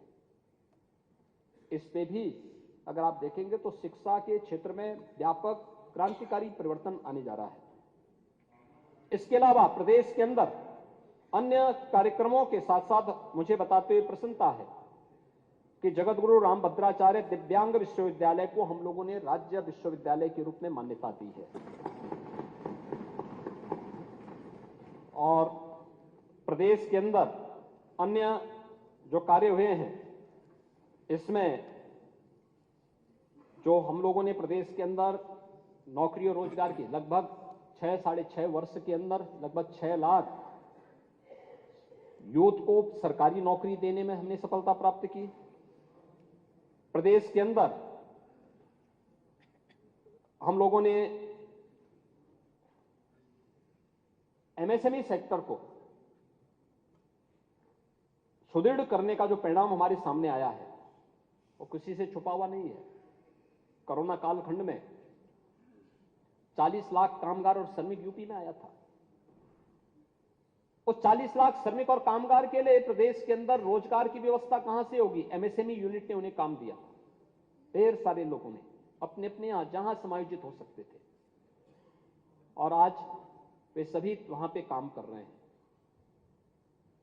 यह उदाहरण है, जिन राज्यों से कामगार और श्रमिक आए उन राज्यों की इकोनॉमी पे असर पड़ा, लेकिन उत्तर प्रदेश में आए, उत्तर प्रदेश की इकोनॉमी में उतनी बढ़ोतरी भी हुई। हर व्यक्ति हमारे लिए बहुमूल्य है, उसका कंट्रीब्यूशन है उत्तर प्रदेश के लिए, वह काम कर रहा है। आज भी मैं उत्तरकाशी में जो हमारे श्रमिक बंधु टनल दुर्घटना में वहां फंस गए थे, हम सब आभारी हैं। और मैं अध्यक्ष जी आपसे निवेदन करूंगा कि सदन की तरफ से आदरणीय प्रधानमंत्री जी और भारत सरकार को और इस पूरे रेस्क्यू ऑपरेशन में लगे हुए उस पूरी टीम को आभार व्यक्त करना चाहिए, एक धन्यवाद प्रस्ताव भेजना जाना चाहिए, सदन की तरफ से जाना चाहिए कि जिस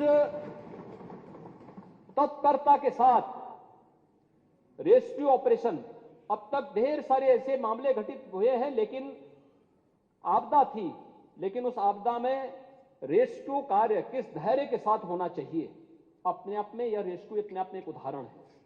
और उसमें से 8 लोग यूपी के थे। आज मैंने उनसे संवाद किया। 12 को एक घटना वहां घटित होती है, 13 को उत्तर प्रदेश शासन का एक प्रतिनिधि वहां मौजूद हो जाता है और लगातार वह संवाद करता है वहां के उत्तराखंड और भारत सरकार के अधिकारियों के साथ साथ कंपनी से जुड़े हुए लोगों के साथ में। वहीं पे वो कैंप करते रहे हैं और आज वे सभी श्रमिक वापस आए हैं, जिनमें 6 श्रावस्ती के, एक लखीमपुर खीरी के और एक मिर्जापुर के, ये 8 लोग हैं। उसमें से उत्तर प्रदेश के मिर्जापुर के जो एक नौजवान है, जो एक इंजीनियर के रूप में वहां काम कर रहा था, जो टनल के अंदर फंसा हुआ था, उनकी वहां पे उन लोगों के संबल को बांधने में प्रधानमंत्री जी के संदेश को, वहां के माननीय मुख्यमंत्री जी के संदेश को और अन्य अधिकारियों के संदेश को उन लोगों तक पहुंचाना, टनल के अंदर रहते हुए भी सामान्य दिनचर्या उनकी बाधित न हो, लोगों का मनोबल न टूटे, इसके लिए वे लगातार वहां काम करते रहे। यानी वहां उन्होंने योग की क्लास भी चलाई। यानी अभिनंदन किया जाना चाहिए और इसीलिए मैंने मुख्यमंत्री आवास पे उन्हें बुलाया आज और बुला करके उनका मैंने अभिनंदन किया और मैंने उनको इस बात के लिए आश्वस्त किया है कि डबल इंजन की सरकार है, बिना भेदभाव के कार्य करती है और इन सभी श्रमिकों के हितों के लिए पहले ही सरकार संवेदनशील है और आगे भी सरकार उसी संवेदनशीलता के साथ कार्य करेगी और उसी के साथ आज हम लोगों ने वहां पे उन लोगों के लिए वहां पे काम किया। महोदय, प्रदेश के अंदर स्वामी विवेकानंद युवा सशक्तिकरण योजना के अंतर्गत अब तक हम लोग 20 लाख नौजवानों को टैबलेट और स्मार्टफोन दे चुके हैं और 2 करोड़ युवाओं को हम इस लक्ष्य की तरफ लेकर के जाने का कार्य हम लोगों ने विभाग में, इसमें बजट की भी व्यवस्था पहले से कर रखी है। 50 इंक्यूबेटर और 7,200 स्टार्टअप वर्तमान में प्रदेश के अंदर संचालित हो रहे हैं। मुख्यमंत्री इंटर्नशिप स्कीम के अंतर्गत प्रदेश में 1 लाख से अधिक युवाओं को अब तक हम लोगों ने विभिन्न उद्योगों में अप्रेंटिसशिप स्कीम के तहत जोड़ा है, जिसमें से मानदेय राज्य सरकार भी कुछ देगी, उद्यम भी देंगे और युवाओं के पास एक एक्सपीरियंस सर्टिफिकेट होगा। जब वह कहीं नौकरी के लिए जाएगा तो उसके पास होगा, लेकिन उस दौरान राज्य सरकार का प्रोत्साहन भी उसके साथ में होगा। इस कार्यक्रम को भी हम लोगों ने जोड़ा है और प्रदेश के अंदर अन्य क्षेत्रों में भी नए रिफॉर्म किए जा रहे हैं, चाहे वह 150 जो हमारे गवर्नमेंट ITI हैं, टाटा ट्रस्ट के साथ मिलकर के और न्यू एज कोर्सेज उसमें हम दे रहे हैं, सर्टिफिकेट कोर्सेज हम उनके साथ चलाने की कार्रवाई को कर रहे हैं, या फिर अन्य संस्थान इस दिशा में आगे बढ़ाने की कार्रवाई। प्रदेश में एक नई खेल नीति भी आई है, राज्य खेल प्राधिकरण की स्थापना की कार्रवाई को भी हमने तेजी के साथ आगे बढ़ाया है। और महोदय, आपने एशियन गेम्स में देखा होगा, एक लड़की गोल्ड मेडल जीती और जब उनसे पूछा मीडिया ने कि आप तो पीछे, तो उससे चीन की खिलाड़ी से पीछे चल रही थी, उन्होंने कहा नहीं मैं चल रही थी, लेकिन मुझे लगा जैसे ही मुझे लगा कि मैं तो पिछड़ रही हूं तो मुझे उत्तर प्रदेश पुलिस की डिप्टी SP का पद याद आ गया और मैंने छलांग लगाई, चीन का खिलाड़ी पिछड़ गया और मैं आगे आ गई, गोल्ड मेडल प्राप्त की उपल का। पारुल चौधरी महोदय, हम लोग उन सभी खिलाड़ियों का अभिनंदन का कार्यक्रम करने जा रहे हैं। हाँ, सभी का वहां स्टेडियम दे रहे हैं हम लोग। ओ क्रिकेटर, मुझे मालूम, आप तो आज बोल रहे हैं, आप आज यहां बोल रहे हैं, हमारी टीम वहां विजिट करके आ गई है।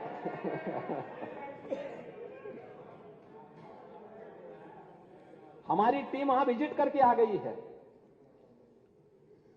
महोदय। 479 खिलाड़ियों को अब तक हम लोग प्रदेश में सर्विस दे चुके हैं और बाकी अन्य खिलाड़ियों के लिए भी हम लोगों ने इस कार्रवाई को तेजी के साथ आगे बढ़ाने के लिए कार्य किया है। प्रदेश के अंदर आज जो है प्रदेश सरकार अन्य क्षेत्रों में भी काफी इन बातों के कार्यक्रम को हम लोग प्रदेश के अंदर बढ़ा रहे हैं और बिना भेदभाव के सरकार इसको आगे बढ़ाएगी। मुझे बहुत अच्छा लगा, नेता प्रतिपक्ष स्मार्ट सिटी की चर्चा कर रहे थे। अपने समय में तो इन्होंने कुछ किया नहीं, कुछ नहीं किया। 2017 के पहले उत्तर प्रदेश की स्थिति क्या थी? गंदगी, हमारे सर गंदगी के पर्याय थे। कोई दीर्घकालीन नगरीय योजना इनके पास नहीं थी। मेट्रो और आरआरटीएस एक सपना था। रैपिड रेल उत्तर प्रदेश में चले, समाजवादी पार्टी सरकार ने एनओसी नहीं जारी की, नहीं दी, चाहते ही नहीं थे, कहते इसका आवश्यकता क्या है इनको, यानी रैपिड रेल, इनको उसकी आवश्यकता ही नहीं थी। और महोदय, सेफ सिटी तो इनके लिए एक सपना ही था। सेफ सिटी एक सपना। महोदय, आज मुझे बताते हुए प्रसन्नता है, स्मार्ट सिटी में उत्तर प्रदेश के शहर भी आज देश की रैंकिंग में स्थान बनाते हैं, स्वच्छता की रैंकिंग में स्थान बनाते हैं। महोदय, आज सेफ सिटी में बहुत शीघ्र उत्तर प्रदेश के 18 सिटी सेफ सिटी घोषित होने वाले हैं, और इसमें गृह विभाग, नगर विकास विभाग, हमारे प्राधिकरण के साथ साथ निजी क्षेत्र की भी भूमिका है, वे भी इस दिशा में कार्य कर रहे हैं। अयोध्या, मथुरा, वृंदावन, शाहजहांपुर, ये नए नगर निगम भी इस सरकार में बने हैं। 113 नए नगर निकायों का गठन भी हुआ है।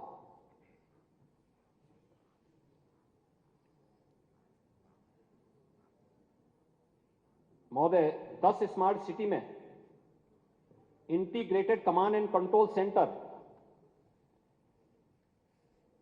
ये क्रियाशील हो चुके हैं। शेष 8 में वह तेजी के साथ बन रहे हैं और हम बहुत शीघ्र इन कार्यक्रमों को आगे बढ़ाएंगे। लेकिन इसके साथ ही हमारे जो नए नगर निकाय आए हैं, क्योंकि ग्रामीण पृष्ठभूमि से जुड़े हुए ज्यादा क्षेत्र थे, तो उनके लिए हम लोगों ने एस्पिरेशनल नगरीय योजना के कार्यक्रम को भी आगे बढ़ाया है। 100 ऐसे नगर निकायों को हम इसमें ले रहे हैं, जिसमें 100 हम लोग प्रदेश के अंदर विकास खंडों को ले रहे हैं, 100 नगर निकायों को ले रहे हैं, जिसपे तेजी के साथ कार्य प्रारंभ हुआ है। महोदय, इसके साथ ही प्रदेश के अंदर नगरीय परिवहन में तो पहले ही बोल लेते हैं कि यानी उनको पता ही नहीं, लेकिन हर चीज को बोल लेते हैं ना, नेता प्रतिपक्ष का अपना वो है। लेकिन खैर, आज प्रदेश के अंदर मेट्रो संचालन की दृष्टि से प्रदेश ने काफी अच्छी कार्रवाई को आगे बढ़ाया है। और कानपुर मेट्रो के बारे में तो आप जानते ही हैं, क्या किया था इन्होंने। आगरा की क्या स्थिति है, आगरा की प्रोग्रेस किसी से छुपी हुई नहीं थी। और आज मुझे प्रसन्नता है कि हम लोग फरवरी में प्रायोरिटी सेक्टर पर मेट्रो का संचालन आगरा के अंदर करने में सफल हो जाएंगे। और इसी प्रकार से कानपुर के अंदर भी जो सेकंड फेज का कार्य है, उसको भी हम लोग वहां पे उस कार्य को भी हम आगे बढ़ाने में सफल होंगे। महोदय, इसके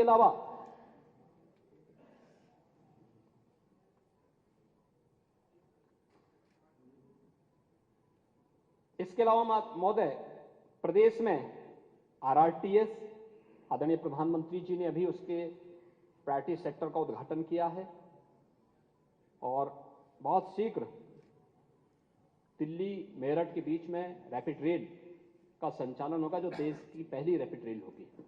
यह भी देश के अंदर पहली इस प्रकार की सुविधा प्राप्त होगी।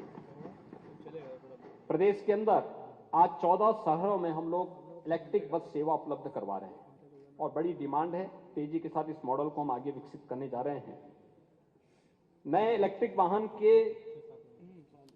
एक नई पॉलिसी के साथ हम लोग आए हैं, और हमारा प्रयास है कि इस सीजन में हम अक्सर देखते हैं कि यहां सदन में भी पहले दिन इस बात की चर्चा हुई थी,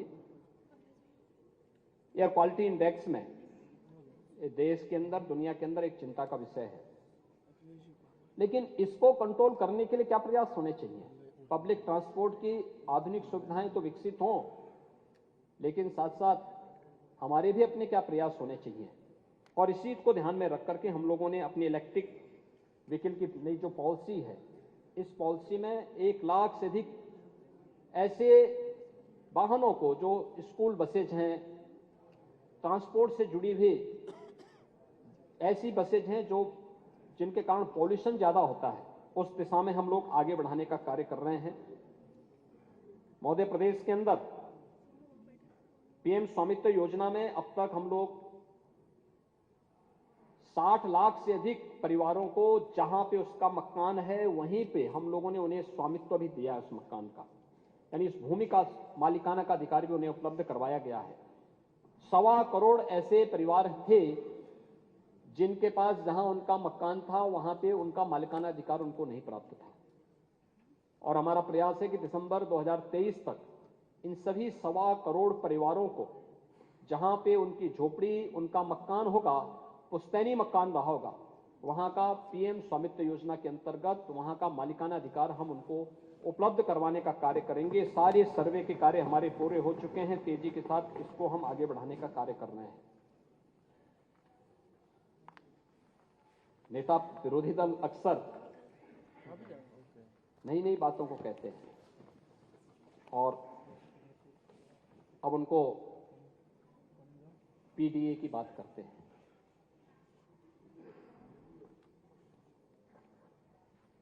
प्रदेश के अंदर जो मुसहर थे, क्या पीडीए का पार्ट है कि नहीं है?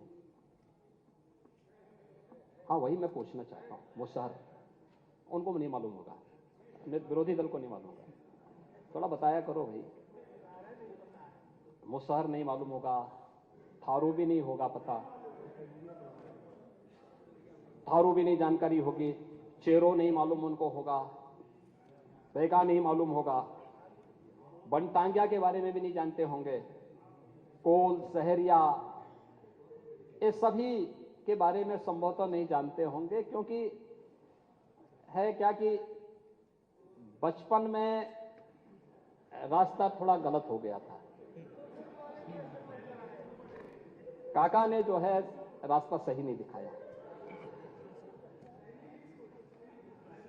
नहीं, मैं वही कह रहा हूं ना, चाचा आज उसका फल भोग रहे हैं। अगर सही रास्ता दिखा देते तो संभवतः आपको ये सजा नहीं देते आज।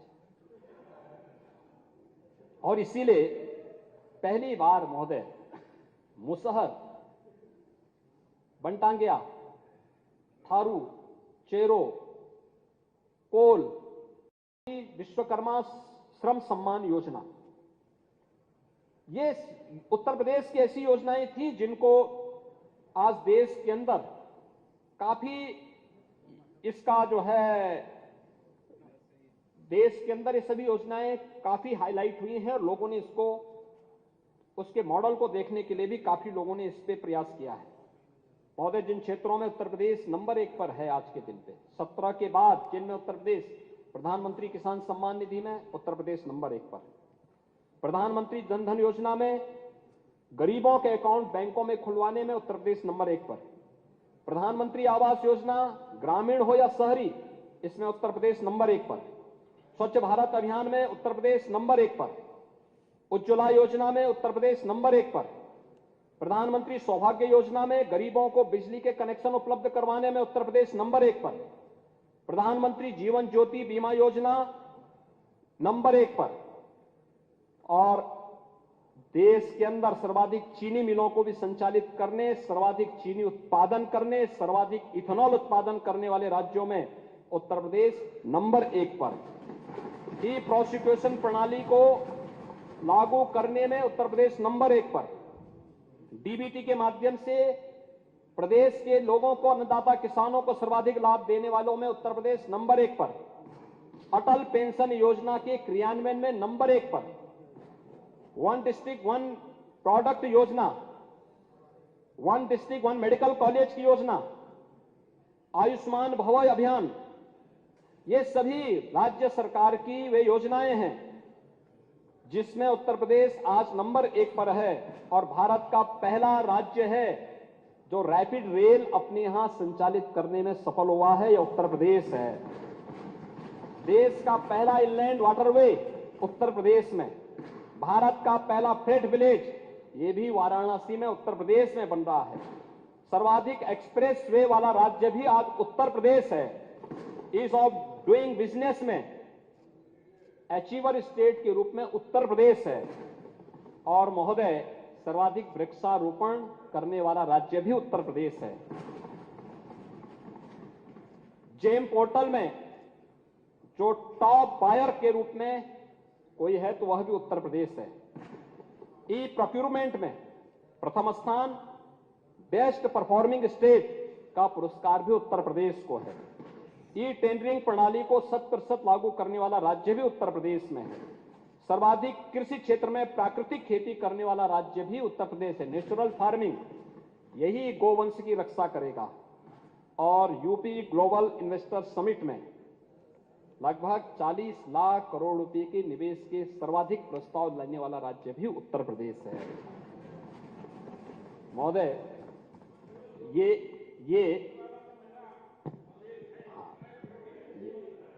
महोदय धन्यवाद।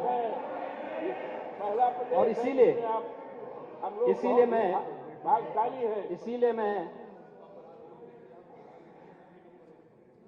इसीलिए मैं महोदय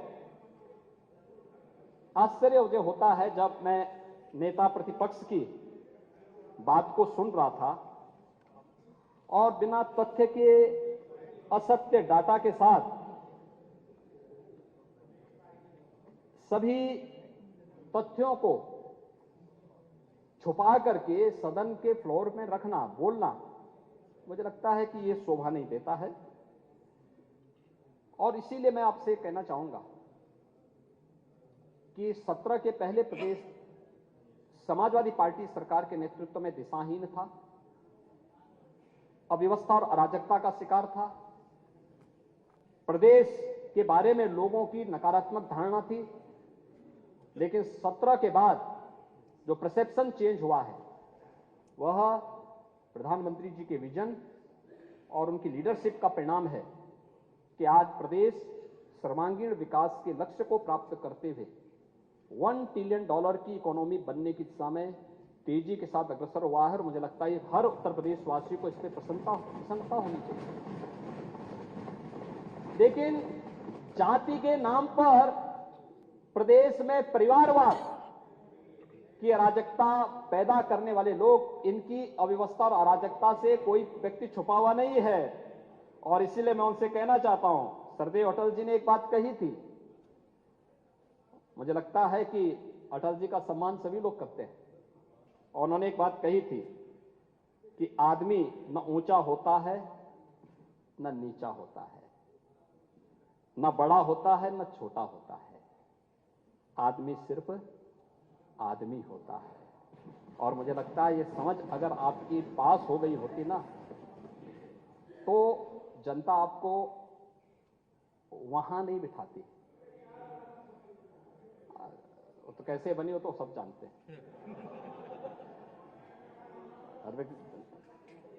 और इसीलिए मैं यही पूछना चाहता हूं कि पीडीए के पार्ट क्या राजूपाल नहीं थे क्या? और अखिलेश निषाद क्यों?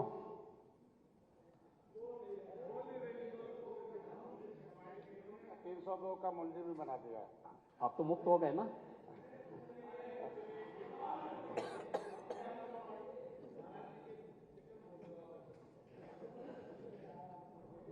आपके बहकावे में नहीं आने वाले हैं।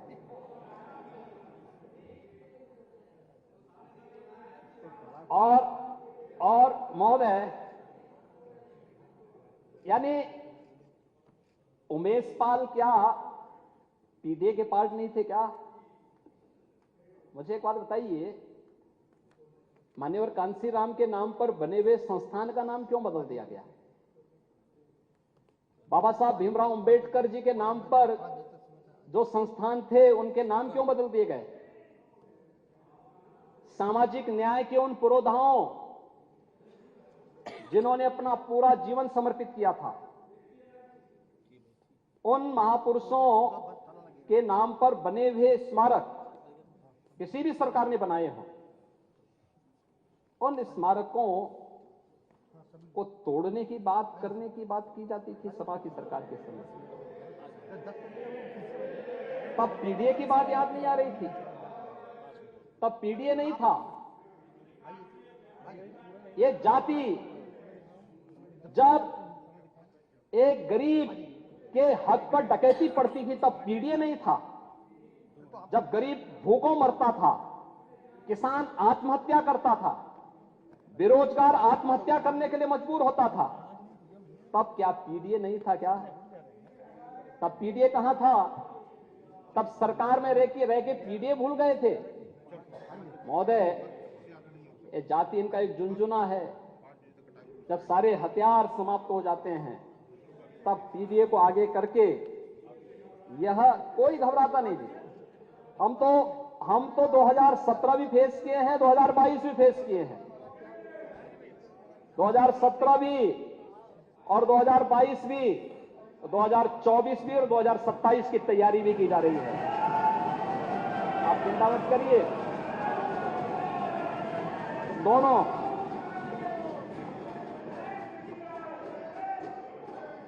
कहीं कोई वो नहीं है, क्योंकि हम लोग तो इस बात को मानते हैं कि चिराग जिसे आंधियों ने पाला है उसे हवा नहीं बुझा सकती है, याद रखना।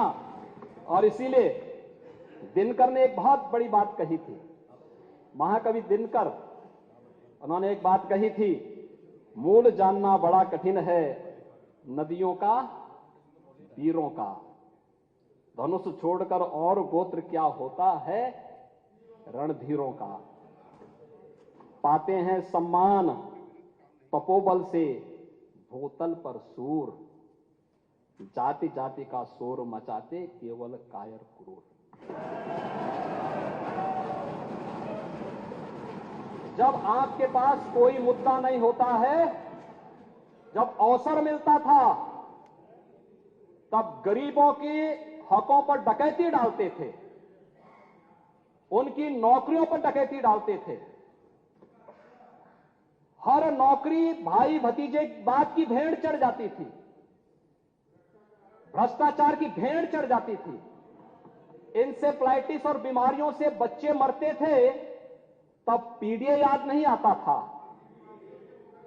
तब माफिया और अपराधियों का संरक्षण करते थे, कहीं राजूपाल की हत्या करवाते थे और कहीं पर किसी अखिलेश निषाद की हत्या करवाते थे।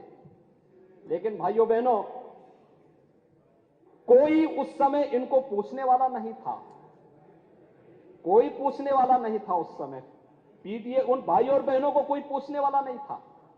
तब पीडीए की याद नहीं आ रही थी, क्योंकि तब तो पीडीए एक, यानी ये मुद्दा एक उस समय भी बहकाने का प्रयास किया था। और महोदय, इसीलिए मैं आज इस सदन के माध्यम से अपने विरोधी पक्ष के माननीय सदस्यों से कहना चाहूंगा कि इनको प्रसन्नता होनी चाहिए।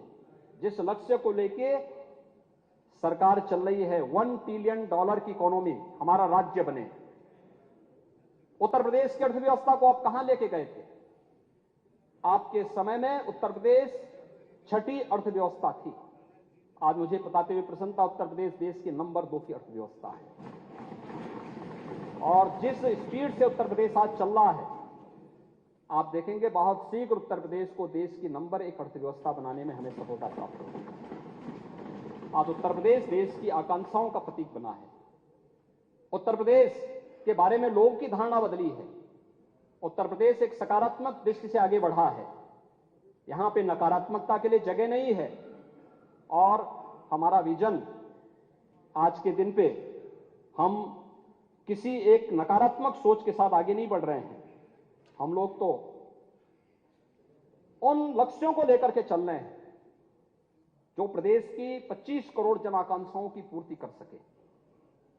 हमारे लिए जो प्रधानमंत्री जी ने कहा, एक गरीब सबसे बड़ी जाति है, हमारे लिए एक किसान सबसे बड़ी जाति है, हमारे लिए आधी आबादी की सुरक्षा और उनकी आत्मनिर्भरता और महिलाओं की सुरक्षा, उनका संरक्षण, उनकी आत्मनिर्भरता हमारे लिए सबसे बड़ी जाति है।